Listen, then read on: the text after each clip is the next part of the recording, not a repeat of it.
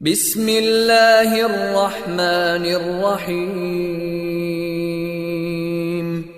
شروع اللہ کے نام سے جو رحمان و رحیم ہے۔ اقرأ بسم ربک الذی خلق۔ پڑھو اے نبی اپنے رب کے نام کے ساتھ جس نے پیدا کیا۔ خلق الانسان من علق۔ جمے ہوئے خون کے ایک لوتھڑے سے انسان کی تخلیق کی۔ اقرأ وربک الاکرم۔ پڑھو اور تمہارا رب بڑا کریم ہے۔ الذی علم بالقلم۔ جس نے قلم کے ذریعے سے علم سکھایا۔ علم الانسان ما لم يعلم۔ انسان کو وہ علم دیا جسے وہ نہ جانتا تھا۔ السلام علیکم ورحمۃ اللہ وبرکاتہ۔ I start with the name of Allah, the most gracious and the most merciful. Dear students, in week number 1 and in video number 1, we studied Suratul Anfal, verses number 1 to 4, in which we also studied about the introduction of Suratul Anfal and why this surah got the title of Al-Anfal.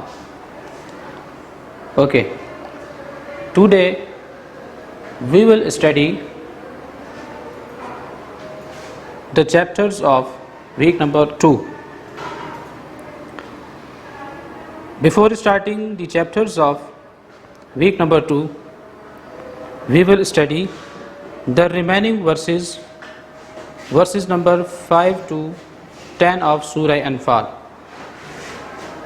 شروع کی جو آیات ہم نے پڑھی تھی، آیت number 1 سے لے کر 4 تک، تو اس میں ہم نے پڑھا تھا اہل ایمان کے بارے میں جو انہوں نے آپس میں جھگڑا کیا مال غنیمت پر، تو اللہ تعالیٰ نے آیت نمبر 1 نازل فرمائی، اور پھر آیت نمبر 2 اور 3 میں ہم نے پڑھا تھا کہ ایمان والوں کی اللہ تعالیٰ نے 5 کوالٹیز کو بیان فرمایا، اور آیت نمبر 4 میں ہم نے پڑھا تھا کہ اللہ تعالیٰ نے جن ایمان والوں کے اندر جو یہ 5 کوالٹیز پائی جاتی ہیں ان کے لیے انعام کیا رکھا ہے۔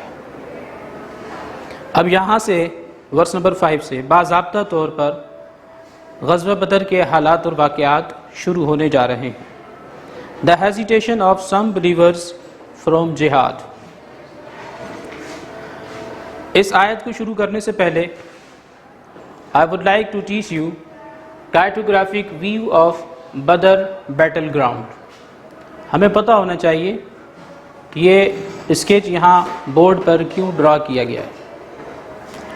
عزیز طلبہ اور طالبات، مکے کے جو لوگ تھے ان کا ذریعہ معاش تجارت تھا۔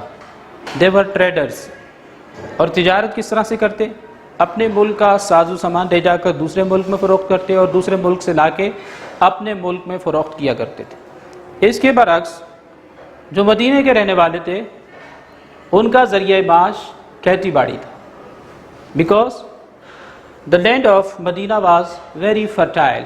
بہت زیادہ زرخیز تھی مدینے کی زمین، اس لیے مدینے کے لوگوں کو اپنی انکم کمانے کے لیے کہیں دور نہیں جانا پڑتا تھا، یعنی وہ مدینے میں ہی رہ کر اپنا معاش کما لیا کرتے۔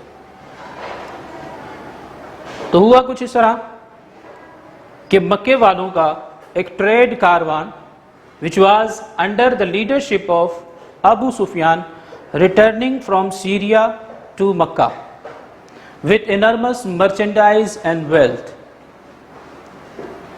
جو کہ ابو جہل مکے کے اندر موجود تھا، اس کے ذہن میں خیال آیا کہ کہیں ایسا نہ ہو کہ مدینے سے مسلمان آ کر ہمارے اس تجارتی قافلے کو لوٹ نہ لیں۔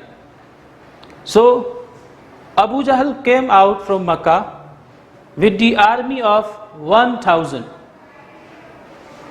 and what was his purpose? His purpose was to provide security for their trade caravan۔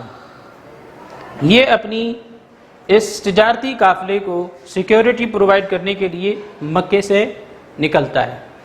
ان کے نکلنے کی خبر یہاں مدینے پہنچتی ہے، اور مدینے میں جو مسلمان آباد ہوتے ہیں انہیں مس انڈرسٹینڈنگ ہوتی ہے کہ کہیں مکے کے یہ 1000 کافر ہم پر حملہ آور تو ہونے نہیں آ رہے.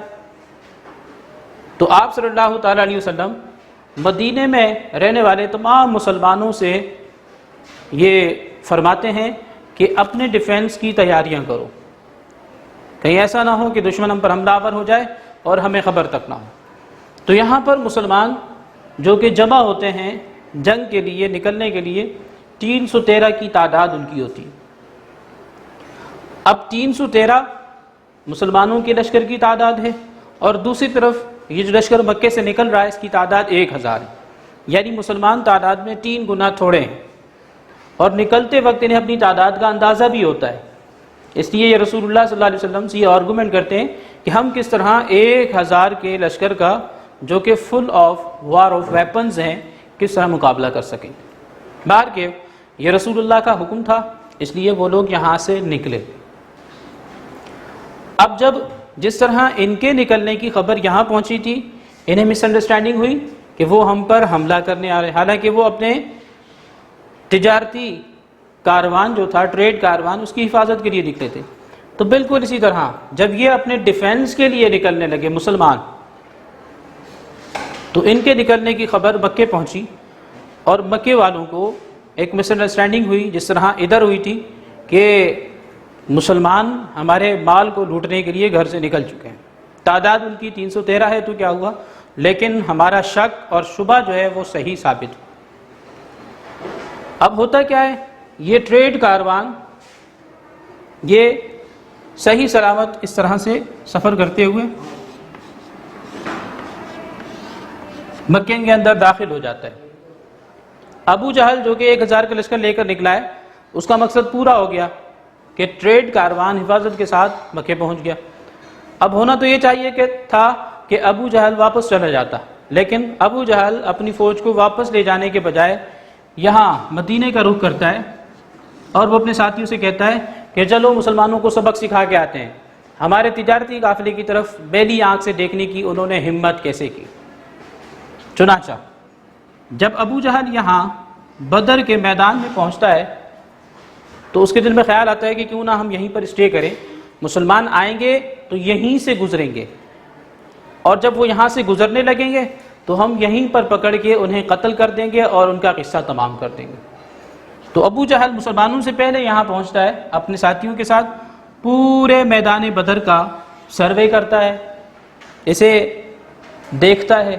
جو پتھریلی زمین ہوتی ہے جہاں پہ پیر رکھ کے چلنا نہایت آسان ہوتا ہے، وہاں پر یہ قبضہ کر کے پڑاؤ ڈال کے بیٹھ جاتے ہیں، خیمے گاڑ کے بیٹھ جاتے ہیں.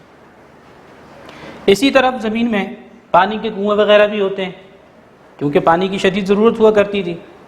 تو پانی کے کنووں پر بھی ابو جہل کی فوج کا قبضہ ہو جاتا ہے.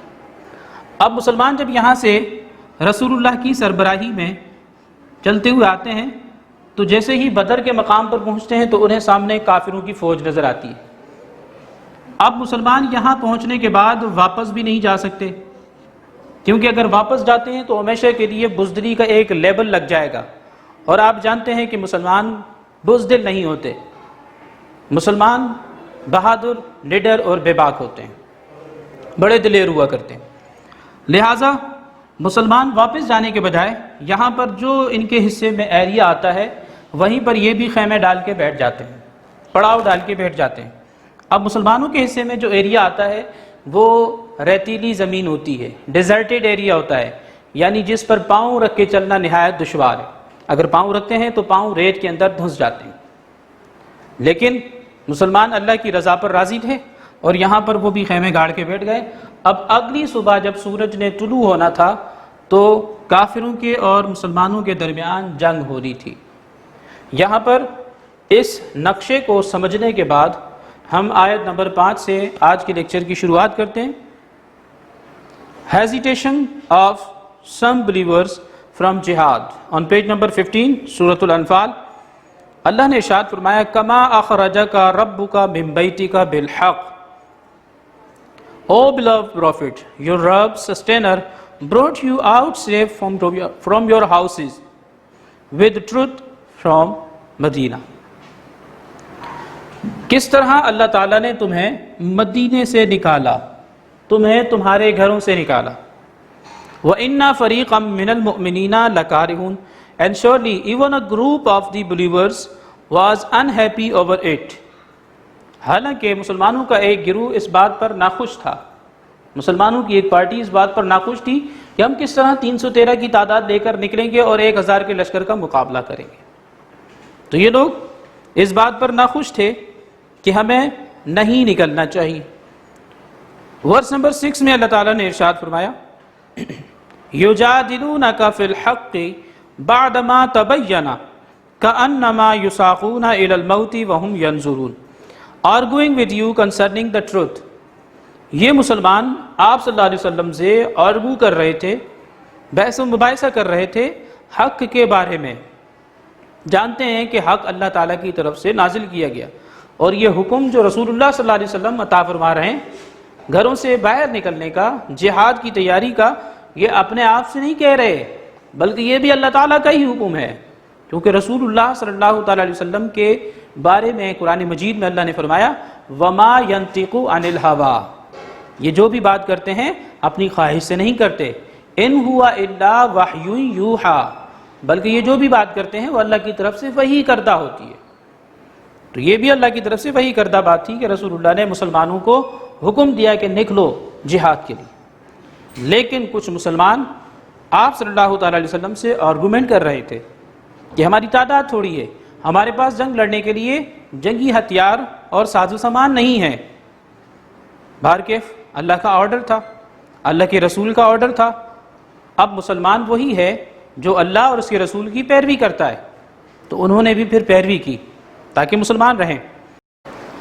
کأنما یساقون الی الموت وهم ینظرون, جب اللہ پاک کا حکم ہوا تو انہیں گھروں سے نکلنا پڑا, کیونکہ اللہ اور اس کے رسول کی پیروی کریں گے تو مسلمان رہیں گے. تو وہ گھروں سے نکلے. اللہ فرماتا ہے as if they were being driven towards death with their eyes seeing it actually, یعنی وہ گھروں سے نکلے تو خوشی سے نہ نکلے بلکہ ایسے نکلے جیسے انہیں موت کی طرف لے جایا جا رہا ہے. اب اگر کسی کو پتہ چل جائے کہ سامنے جو ہے اس کی موت لکھی ہوئی ہے, یا سامنے اگر اس راستے سے وہ جائے گا تو اس کی موت واقع ہو جائے گی, تو وہ اس راستے خوشی خوشی نہیں جائے گا اگر اسے بامر مجبوری جانا پڑے. اگر مجبوری کے تحت اسے جانا بھی پڑے گا تو وہ بڑی بیزاریت کے ساتھ اور جو ہے ایسے جائے گا جیسے اسے موت کی طرف لے جایا جا رہا ہے. اس کے بعد وکٹری پریڈکشن اوور اینیمی. اب مسلمان جب یہاں پر رسول اللہ صلی اللہ علیہ وسلم سے بحث و مباحثہ کرتے ہیں کہ ہماری تعداد 313 ہے, ہم کیسے کافروں کے 1000 کے لشکر کے ساتھ مقابلہ کر سکیں گے, حالانکہ ہماری حالت بھی ایسی ہے کہ ہمارے پاس جنگ لڑنے کے لیے ہتھیار بھی نہیں ہے. تو اللہ تعالیٰ نے یہاں ورس نمبر 7 میں ایک پریڈکشن فرمائی, پیشن گوئی فرمائی, وکٹری پریڈکشن اوور اینیمی. وَإِذْ يَعِدُكُمُ اللَّهُ إِحْدَى الطَّائِفَتَيْنِ أَنَّهَا لَكُمْ وَتَوَدُّونَ أَنَّ غَيْرَ ذَاتِ الشَّوْكَةِ. And remember when Allah promised you that in both these parties one group is yours. یاد کرو اس وقت کو جب اللہ نے تم سے یہ وعدہ فرمایا تھا کہ ان دو گروہوں میں سے ایک گروہ تمہارا ہے. یہاں کوشچن کیا جاتا ہے what is meant by two groups. آپ کے ایگزام میں بھی یہ کوشچن آتا ہے دو گروہوں سے کیا مراد ہے. تو پہلا گروہ یہ ٹریڈ کاروان ہے under the leadership of Abu Sufyan returning from Syria to Mecca with enormous merchandise and wealth. And the other group, Makkah force under the leadership of Abu Jahl, came out from Makkah to provide security for trade caravan. مسلمان چاہتے تھے کہ ہمارا آمنا سامنا اس trade کاروان سے ہو, کیونکہ یہ ایک تجارتی قافلہ تھا, یہ اپنے گھر سے نکلا تھا تو تجارت کی غرض سے نکلا تھا. اس کے پاس بھی جس طرح مسلمانوں کے پاس ہتھیار نہیں تھے ان کے پاس بھی نہیں تھے. تو مسلمان چاہتے تھے کہ ہمارا آمنا سامنا اس ٹریڈ کاروان سے ہو جائے, ہم کسی طرح ان پر سبقت لے جائیں گے اور انہیں فتح کر لیں گے, ان کا جو بھی مال و دولت ہوگا وہ ہمارے حصے میں آ جائے گا اور ہم امیر ہو جائیں گے. لیکن یہاں پر اللہ تعالیٰ نے پیشن گوئی فرمائی, پریڈکشن فرمائی. وہ پریڈکشن کیا تھی؟ اور یاد کرو جب اللہ نے تم سے وعدہ کیا تھا ان دو گروہوں میں سے ایک گروہ تمہارا ہے، یعنی جس سے بھی تمہارا آمنا سامنا ہوا، خواہ وہ ٹریڈ کاروان ہو یا مکہ فورس ہو، وہ گروہ تمہارا ہی ہوگا، یعنی تمہیں ان پر اللہ تعالیٰ فتح یابی نصیب فرمائے گا۔ یہ پریڈکشن تھی اللہ تعالیٰ کی طرف سے۔ وَتَوَدُّونَ أَنَّ غَيْرَ ذَاتِ الشَّوْكَةِ and you wish that you should have that one which has no weapons، اور تم نے یہ خواہش کی کہ تمہارا آمنا سامنا ایسے لشکر سے ہو جائے جس کے پاس ہتھیار نہیں ہیں۔ تو اللہ فرماتا ہے وَيُرِيدُ اللَّهُ أَن يُحِقَّ الْحَقَّ بِكَلِمَاتِهِ وَيَقْطَعَ دَابِرَ الْكَافِرِينَ۔ Allah willed that truth be proved by His words and the roots of the disbelievers be cut off۔ لیکن اللہ یہ چاہتا تھا کہ حق جو ہے وہ سچ کے ساتھ ثابت ہو جائے، لوگ جان لیں کہ حق کیا ہے اور باطل کیا ہے، اور کافروں کی جڑوں کو کاٹ کے رکھ دیا جائے، کافروں کو اس طرح سے شکست دی جائے کہ انہیں پھر یاد رہے کہ ہمیں کتنی تھوڑی تعداد والے مسلمانوں نے شکست خوردہ کیا۔ اور یہ اسی وقت ممکن تھا کہ مسلمانوں کا آمنا سامنا تجارتی قافلے کے ساتھ نہیں بلکہ اس مکہ فورس سے جس کی تعداد 1000 تھی کروایا جاتا۔ تو اللہ تعالیٰ نے ایک سوچی سمجھی تدبیر کے تحت مسلمانوں کو یہاں میدان بدر میں ابو جہل والے لشکر کے سامنے لا کر کھڑا کر دیا۔ عزیز طلبہ طالبات، یہ اللہ تعالیٰ کا قانون ہے کہ اللہ تعالیٰ حق پرستوں کا ساتھ دیا کرتا ہے۔ لِيُحِقَّ الْحَقَّ وَيُبْطِلَ الْبَاطِلَ وَلَوْ كَرِهَ الْمُجْرِمُونَ، that he may establish the truth and abolish the falsehood though the criminals may dislike it۔ یہ اللہ کا قانون ہے۔ اللہ فرماتا ہے ورس نمبر 8 سورہ انفال، تاکہ اللہ تعالیٰ جو کہ کافر ہیں، باطل کے پیروکار ہیں، انہیں اللہ تعالیٰ ختم کر دے، حق کو ثابت فرما دے، اور کافروں کو اللہ تعالیٰ شکست فاش دے دے۔ وَلَوْ كَرِهَ الْمُجْرِمُونَ، چاہے کافروں کو یہ بات بری ہی کیوں نہ لگے، کیونکہ وہ اتنی تیاری کے ساتھ آئے 1000 کا لشکر لے کر، جنگی ہتھیار ساز و سامان کے ساتھ۔ اب اس کے باوجود اگر انہیں 313 کے مسلمان شکست دے کر چلے جائیں گے تو کافروں کو یہ بات ہضم نہیں ہوگی، انہیں یہ بات بالکل اچھی نہیں لگے گی، لیکن اللہ کو قطعی طور پہ اس بات کی پرواہ نہیں ہے۔ اللہ حق پرستوں کا ہمیشہ ساتھ دیا کرتا ہے۔ اس کے بعد ورس نمبر 9 میں ذکر ہے رسول اللہ صلی اللہ علیہ وسلم کی دعا کا، سپلیکیشن آف دی ہالی پروفٹ صلی اللہ تعالیٰ علیہ وسلم۔ یہاں پر ایک طرف مسلمان خیمے میں موجود ہیں اور دوسری طرف کافر اپنے خیموں میں موجود ہیں۔ رسول اللہ صلی اللہ علیہ وسلم اپنے خیمے میں عشاء کی نماز سے جب فارغ ہوتے ہیں تو اللہ تعالیٰ سے دعا کرتے ہیں کہ اللہ تعالیٰ جب صبح کا سورج طلوع ہو اور یہ مسلمان کافروں سے جنگ لڑنے لگیں تو تو مسلمانوں کو فتح یابی سے ہمکنار فرما اور ان کی مدد فرما۔ اگر کل میدان بدر میں ان مٹھی بھر مسلمانوں کو جن کی تعداد 313 ہے کافروں نے شکست دے دی اور انہیں شہید کر دیا تو پھر تیرا نام لینے والا اس روح زمین پر کوئی باقی نہیں رہے گا۔ تو اللہ تو ان مسلمانوں کی مدد فرما اور تو ان کی حمایت اور نصرت فرما۔ رسول اللہ صلی اللہ تعالیٰ علیہ وسلم اللہ تعالیٰ سے گڑ گڑا کر دعا مانگ رہے تھے، رو رو کے دعا مانگ رہے تھے۔ حدیث مبارکہ میں آتا ہے، روایات میں آتا ہے کہ آپ صلی اللہ علیہ وسلم اتنا روئے کہ آپ کے آنسوں سے آپ کی داڑھی مبارک تر ہو گئی۔ تو اللہ تعالیٰ نے اس بات کو یہاں ورس نمبر 9 میں بیان فرمایا، اِذْ تَسْتَغِيثُونَ رَبَّكُمْ فَاسْتَجَابَ لَكُمْ when you were calling up your Rabb sustainer for help، جبکہ آپ اپنے رب کو پکار رہے تھے مدد کے لیے۔ فَاسْتَجَابَ لَكُمْ he answered you أَنِّي مُمِدُّكُمْ that I am going to help you بِأَلْفٍ مِّنَ الْمَلَائِكَةِ مُرْدِفِينَ۔ الف کہتے ہیں 1000 کو، عربی زبان میں الف is used for 1000، جس طرح ہم سورۃ القدر میں بھی پڑھتے ہیں لیلۃ القدر خیر من الف شہر، یعنی یہ جو شب قدر ہے یہ 1000 مہینوں سے زیادہ افضل ہے۔ تو الف 1000 کو کہا جاتا ہے۔ یہاں پر اللہ تعالیٰ نے الف کا جو ہے استعمال کر کے آپ صلی اللہ علیہ وسلم کو 1000 فرشتوں کی مدد کی یقین دہانی فرمائی. ارشاد فرمایا I am going to help you with 1,000 angels coming one after the other. عزیز طلبہ طالبات، رسول اللہ صلی اللہ تعالی علیہ وسلم کو اللہ تعالیٰ نے مدد کا وعدہ فرمایا، اور آیت نمبر 10 میں ارشاد فرمایا وَمَا جَعَلَهُ اللَّهُ إِلَّا بُشْرَى وَلِتَطْمَئِنَّ بِهِ قُلُوبُكُمْ. And Allah gave you this prophecy to please you, that your hearts might be at rest.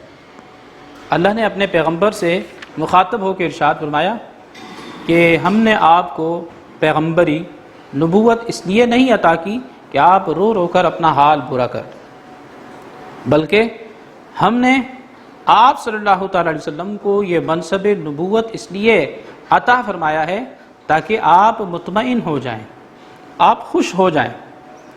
آپ صلی اللہ علیہ وسلم کی خوشی اللہ تعالیٰ کو زیادہ پیاری تھی، اور یہ جو مدد فرما رہا تھا اللہ تعالیٰ 1000 فرشتوں کے ذریعے، اللہ نے فرمایا کہ یہ مدد بھی ہم اس لیے کر رہے ہیں تاکہ آپ مطمئن ہو جائیں اور آپ سکون اور اطمینان میں آ جائیں. وَمَن نَصْرُ إِلَّا مِنْ عِنْدِ اللَّهِ and there is no help but from Allah. جو بھی مدد ہوتی ہے وہ اللہ تعالیٰ کی طرف سے ہی ہوتی ہے. ان اللہ عزیز حکیم، surely Allah is honorable and wise. بے شک اللہ تعالیٰ بڑی حکمت والا ہے اور بڑی عزت والا ہے. ایک طرف رسول اللہ صلی اللہ تعالیٰ علیہ وسلم اپنے خیمے میں موجود مسلمانوں کے لیے دعا مانگ رہے ہیں، اللہ تعالیٰ آپ کی دعا پر ریسپانس فرما رہا ہے، تو دوسری طرف مسلمان اپنے خیموں کے اندر موجود ہیں، بڑی بے چینی اور اضطرابیت کی حالت میں ہیں، بڑے پریشان ہیں. پریشانی کس بات کی تھی؟ ایک تو تعداد ان کی کافروں سے 3 گنا تھوڑی، دوسرا یہ کہ ان کے پاس جنگی ہتھیار نہیں جنگ لڑنے کے لیے. عزیز طلبہ طالبات، مسلمان یہاں اپنے خیموں کے اندر موجود ہیں لیکن بے چینی اور اضطرابیت کی حالت میں ہیں، اپنے بستروں پر موجود ہیں لیکن انہیں نیند نہیں آ رہی، وہ صبح کے بارے میں سوچ رہے ہیں کہ صبح ہوگی تو کیا ہوگا. اگر یہی حال رہتا، یعنی وہ رات بھر جاگتے رہتے اور سو نہ پاتے، تو پھر صبح میدان جنگ میں وہ ایکٹیو نہیں ہو پاتے. تو اللہ تعالیٰ نے مسلمانوں پر فیورز کی شروعات فرمائی. اللہ تعالیٰ نے یہاں ورس نمبر 11 میں مسلمانوں پر فیورز کا تذکرہ فرمایا. اللہ فرماتا ہے اِذْ يُغَشِّيكُمُ النُّعَاسَ أَمَنَةً مِّنْهُ when he covered you with slumber just as his security measure. جب اس نے تمہیں ڈھانپ لیا اونگ کے ذریعے تاکہ تم مطمئن ہو جاؤ، تاکہ تم محفوظ ہو جاؤ. یہ جو یہاں پر اللہ تعالیٰ نے اونگ کو بھیجا کہ مسلمانوں کی بے چینی اور اضطرابیت ختم ہو جائے. اونگ جو ہے it is the initial step of sleeping. جب کسی کو سونا ہوتا ہے تو ویسے ہی بستر پہ پڑھ کے سو نہیں جاتا، بلکہ پہلے اس پر غنودگی طاری ہوتی ہے اور پھر وہ نیند کی آغوش میں جاتا ہے. تو یہی یہاں پر میدان جہاد میں اللہ تعالیٰ نے مسلمانوں کے ساتھ فرمایا کہ ان پر اونگ کو طاری فرمایا. جب وہ اونگ کی زد میں آئے تو نیند کی آغوش میں چلے گئے، اور جب وہ سو گئے تو ان کی جو بے چینی اور اضطرابیت تھی وہ اکثر ختم ہو گئی. وَيُنَزِّلُ عَلَيْكُم مِّنَ السَّمَاءِ. دوسرا فیور بتاتے ہوئے یہاں ورس نمبر 11 میں اللہ نے فرمایا and sent down water upon you from sky in the shape of rain. اللہ تعالیٰ نے آسمان سے بارش برسائی. بارش اس لیے نازل فرمائی جیسے کہ میں پہلے بتا چکا ہوں کہ یہاں میدان بدر میں جو کنویں والی زمین تھی، جس جگہ کنویں کھدے ہوئے تھے، جس پر پانی موجود تھا، اس پر کافروں کا قبضہ تھا. اب مسلمانوں کو پانی کی اشد ضرورت تھی.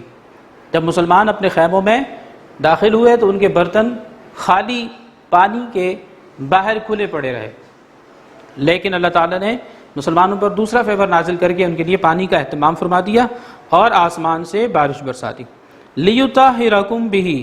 تیسرا فیور اللہ تعالیٰ نے بتاتے ہوئے ارشاد فرمایا He might make you purified and clean therewith.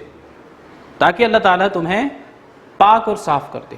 تو طہارت کا بندوبست اللہ تعالیٰ نے اس بارش کے پانی سے فرما دیا کہ وہ جو برتن خالی باہر کھلے پڑے تھے، جب بارش ہوئی زوروں کی تو وہ پانی کے جو برتن تھے جو خالی تھے پانی سے لبالب بھر گئے. پھر اللہ تعالیٰ نے چوتھا فیور ارشاد فرمایا وَيُذْهِبَ عَنْكُمْ رِجْزَ الشَّيْطَانِ. اور ہم نے تم پر سے شیطانی وسوسوں کو دور کر دیا. and remove from you the filth of the shaitan devil. وہ جو شیطانی وسوسے مسلمانوں کے دلوں میں آ رہے تھے کہ صبح ہوگی تو پتہ نہیں کیا ہونے والا ہے، کہ ہم زندہ رہیں گے نہیں، گھروں کو واپس جانا نصیب ہوگا یا نہیں، ہماری جیت ہوگی یا ہار ہوگی، یہ سب شیطانی وسوسے تھے. اللہ تعالیٰ نے ان وسوسوں کو بھی دور فرما دیا. اور ارشاد فرمایا 5واں فیور وَلِيَرْبِطَ عَلَىٰ قُلُوبِكُمْ and might give courage to your hearts. اور اللہ تعالیٰ نے تمہارے دلوں کو حوصلہ دیا.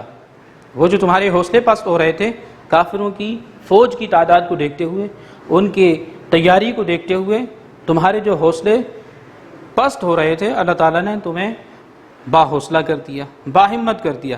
وَيُثَبِّتَ بِهِ الْأَقْدَامَ and thereby make your steps firm. اور اللہ تعالیٰ نے اس طرح تمہارے قدموں کو بھی مضبوط فرمایا. وہ جو بارش نازل ہوئی تھی مسلمانوں پر، وہ مسلمانوں کے لیے تو رحمت بن گئی، کافروں کے لیے زحمت بن گئی. میں نے پہلے بتایا تھا کہ مسلمانوں کے حصے میں جو ایریا آیا تھا وہ ڈیزرٹڈ ایریا تھا، ریتیلی زمین تھی جس پر پاؤں رکھ کے چلنا نہایت دشوار تھا. لیکن جب ریت پر چھڑکاؤ ہوتا ہے پانی کا تو ریت جم جاتی ہے اور فرش کی مانند ہو جاتی. پہلے اس پر چلنا دشوار ہوتا تھا، لیکن اب چھڑکاؤ کے بعد پانی کے اس پر چلنا نہایت آسان ہو. تو مسلمانوں کے لیے اس پر چلنا نہایت آسان ہو گیا. اور دوسری طرف وہ جو کافر اپنے تئیں خوشیاں منا رہے تھے کہ ہمارے حصے میں پتھریلی زمین آئی ہے، ہم بڑی آسانی کے ساتھ ادھر سے ادھر موو کر سکتے ہیں، تو ان کی پتھریلی زمین بارش کے پانی سے سلپری ہو گئی. پہلے وہ بڑے اطمینان کے ساتھ ادھر سے ادھر آتے جاتے، لیکن اب ڈر ڈر کے ادھر سے ادھر موو کر رہے ہیں کہ کہیں پھسل نہ جائیں. اور جو پتھریلی زمین ہوتی ہے اس کے اندر ایبزاربنگ کوالٹی نہیں ہوتی کہ وہ واٹر کو ایبزارب نہیں کر سکتی، تو جگہ جگہ ان کے وہاں پانی کے جو ہیں تالاب بننے لگے. عزیز طلباء طالبات، اب ورس نمبر 12 میں دیکھیے اے ویری اسپیشل فیور.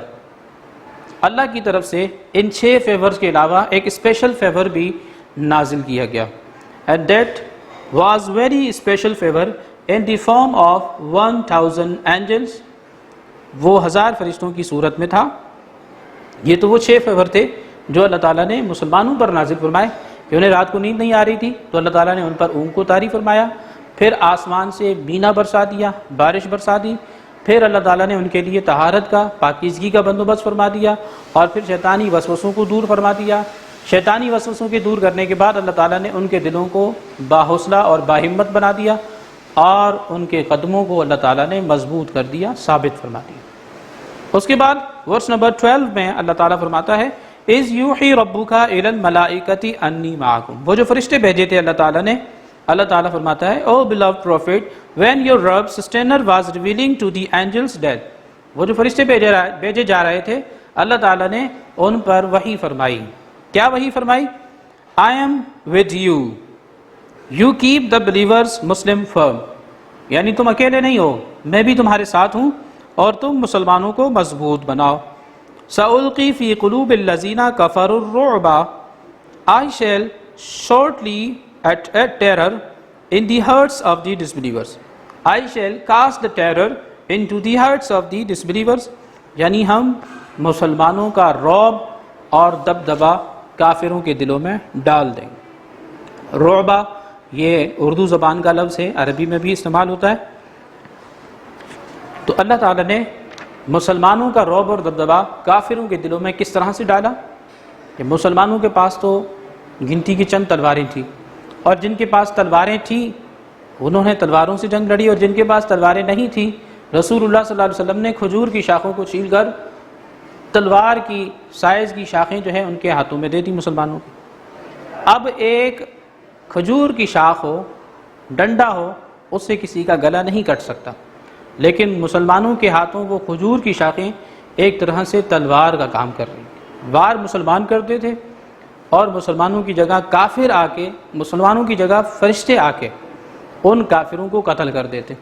اور پھر جب کافر اس بات کو دیکھ رہے تھے تو بہت زیادہ دہشت زدہ ہو گئے، اور وہ سوچنے پر مجبور ہو گئے کہ ایسا کون سا جادو اور طلسم مسلمانوں کے ہاتھ لگ گیا ہے. مسلمان لکڑی سے وار کرتا ہے لیکن ایسا لگتا ہے کہ وہ تلوار سے وار کر رہا ہے.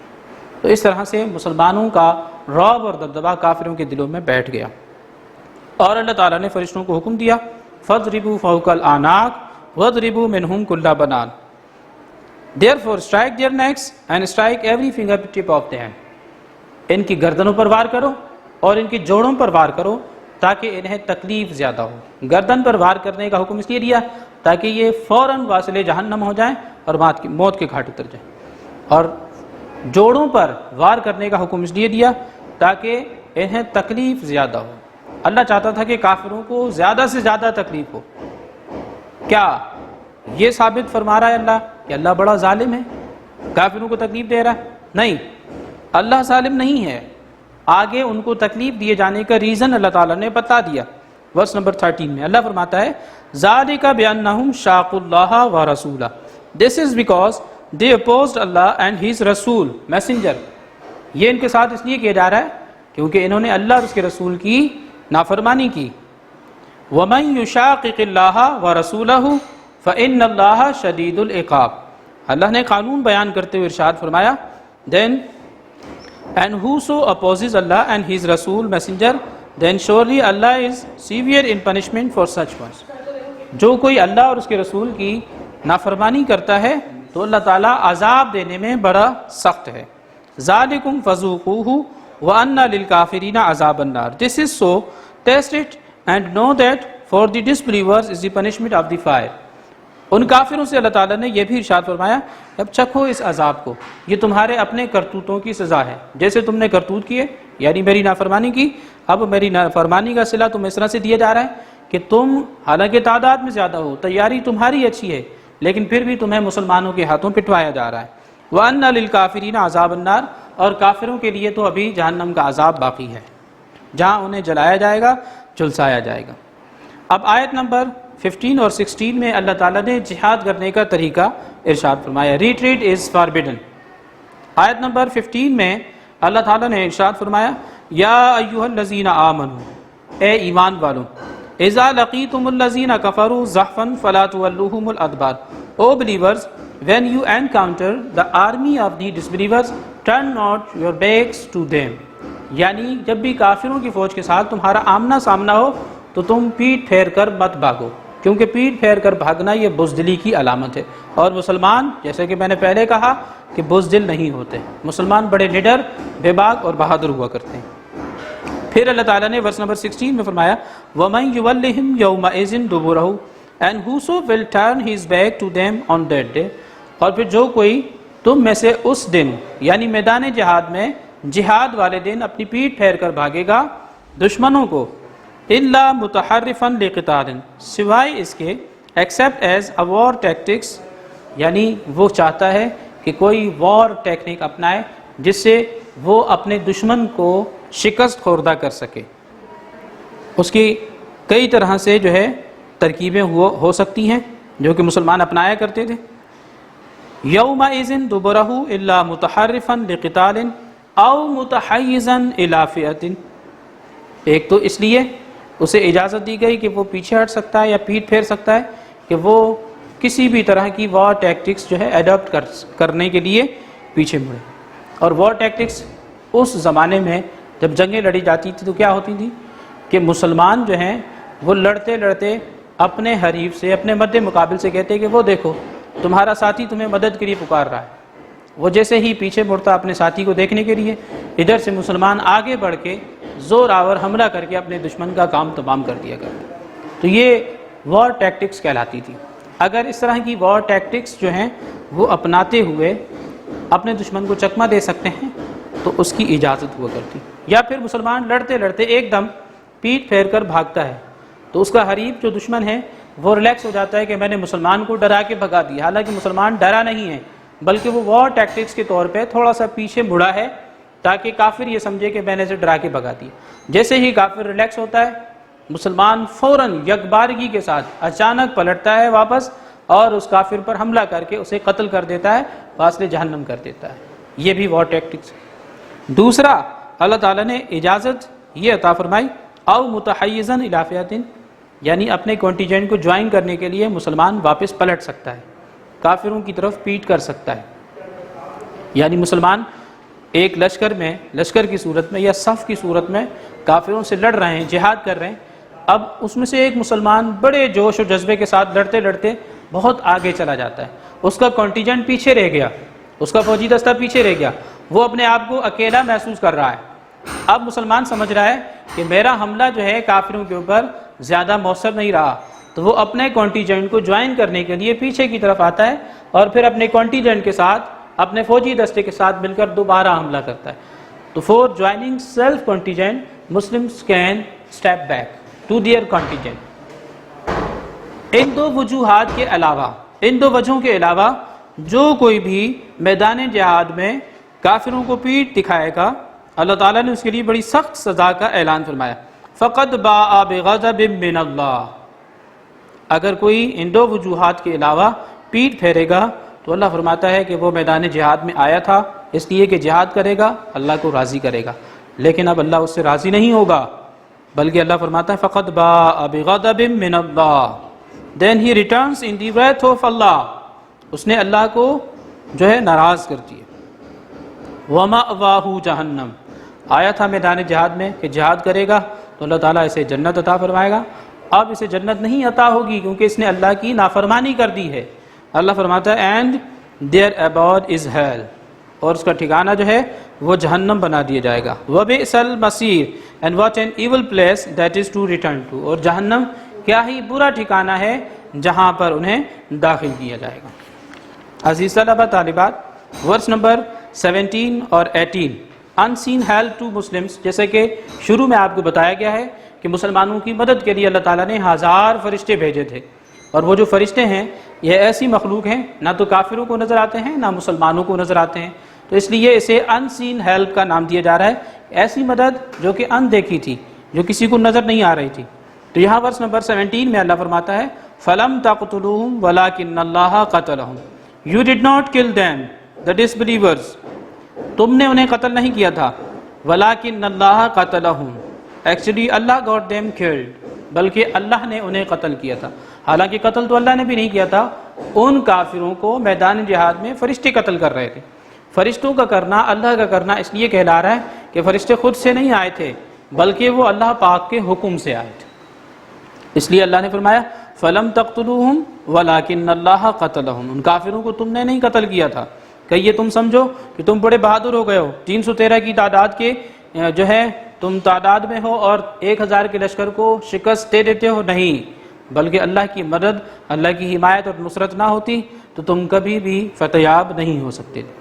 پھر آگے اللہ تعالیٰ نے فرمایا وَمَا رَمَيْتَ إِذْ رَمَيْتَ وَلَكِنَّ اللَّهَ رَمَى، اللہ فرماتا ہے and O beloved prophet, the dust that you did throw, actually it was not thrown by you but Allah threw it، وہ جو مٹھی بھر خاک آپ نے پھینکی تھی وہ آپ نے نہیں بلکہ در حقیقت اللہ نے پھینکی تھی۔ عزیز طلبہ طالبات، روایات میں آتا ہے کہ جنگ شروع ہونے سے پہلے رسول اللہ صلی اللہ تعالیٰ علیہ وسلم کو حکم ملتا ہے کہ آپ نے مٹھی بھر خاک اٹھا کے کافروں کی طرف اچھال دی ہے۔ جب رسول اللہ صلی اللہ علیہ وسلم نے کافروں پر مٹھی بھر خاک اٹھا کے پھینکی تو وہ اللہ کی قدرت کا ایسا کرشمہ ظاہر ہوتا ہے کہ وہ مٹھی بھر خاک جو ہے ہر ایک کافر کی آنکھ میں جاتی ہے، اور وہ کافر جو ہے تھوڑی دیر کے لیے اندھے ہو جاتے ہیں، انہیں کچھ دکھائی نہیں دیتا، اور اس طرح سے مسلمان کافروں پر حملہ آور ہو کے ان کا کام تمام کرتے ہیں۔ تو اللہ تعالیٰ آپ صلی اللہ علیہ وسلم کے مٹھی بھر خاک پھینکے جانے کو بھی اپنی طرف منسوب فرما رہا ہے کہ در حقیقت وہ پھینکنا تو آپ کا تھا بظاہر، لیکن اللہ نے اسے پھینکا تھا اور ہر ایک کافر کی آنکھ میں پہنچایا تھا۔ وَلِيُبْلِيَ الْمُؤْمِنِينَ مِنْهُ بَلَاءً حَسَنًا، اللہ فرماتا ہے کہ ہم ایمان والوں کو اسی طرح ابتلاؤں میں، آزمائشوں میں مبتلا کرتے ہیں۔ But Allah He wanted to confer on the Muslims a better reward than it، اللہ چاہتا ہے کہ مسلمانوں کی آزمائش ہو، وہ اس آزمائش میں پورے اتریں اور پھر اللہ تعالیٰ جو ہے انہیں اس آزمائش کا اجر دے۔ ان اللہ سمیع علیم، surely Allah is hearing and knowing۔ Verse number 18 اللہ فرماتا ہے ذالکم وان اللہ Mohan کید الکافرین، this is what happened and with it Allah weakens the plot of the disbelievers، یہ اللہ کا کام ہے۔ کافر بڑی تیاری کے ساتھ آئے تھے 1000 کا لشکر لے کر، بڑے ان کے پاس جنگی ہتھیار بھی تھے، سواریاں بھی تھیں، اس کے برعکس مسلمانوں کے ہاتھوں کچھ بھی نہیں تھا، گنتی کی چند تلواریں تھیں، تعداد میں بھی 3 گنا کافروں سے تھوڑے ہیں، کم ہیں، لیکن اس کے باوجود اللہ تعالیٰ نے مسلمانوں کو فتح یاب کیا، اور کافر جو بڑی پلاننگ کے ساتھ آئے تھے، بڑی تیاری کے ساتھ آئے تھے، اللہ تعالیٰ نے ان کی ایک نہیں چلنے دی اور انہیں شکست فاشت ہوئی مسلمانوں کے ہاتھوں۔ تو اللہ تعالیٰ وہی ہے جو چاہتا ہے وہی کرتا ہے۔ تو عزیز طلباء طالبات، اللہ تعالیٰ کبھی بھی اپنے نافرمانوں کا ساتھ نہیں دیتا کہ وہ اپنی چالوں میں اور اپنے کاموں میں کامیاب ہو جائیں۔ یہ ویک نمبر 2 کا چیپٹر تھے جو آپ کو یہاں پر پڑھائے گئے، ورس نمبر 18 تک۔ آپ کا جو ہوم ورک ہے وہ یہاں بورڈ پر لکھا جا رہا ہے۔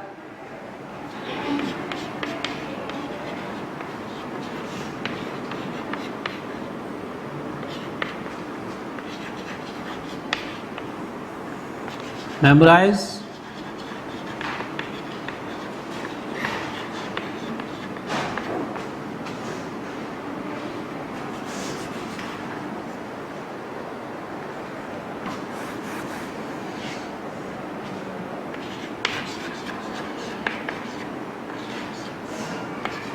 selected verses۔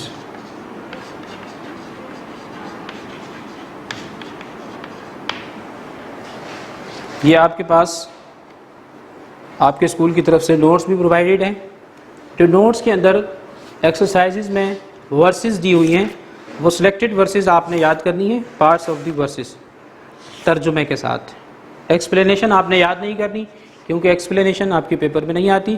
اور یہ جو پیجز نمبر لکھے ہوئے ہیں، page number 8 to 13، in pages میں جو ایکسرسائزز میں کوشچن آنسر موجود ہیں، وہ کوشچن آنسر بھی آپ نے یاد کرنے ہیں۔ I hope that you have understood all the things.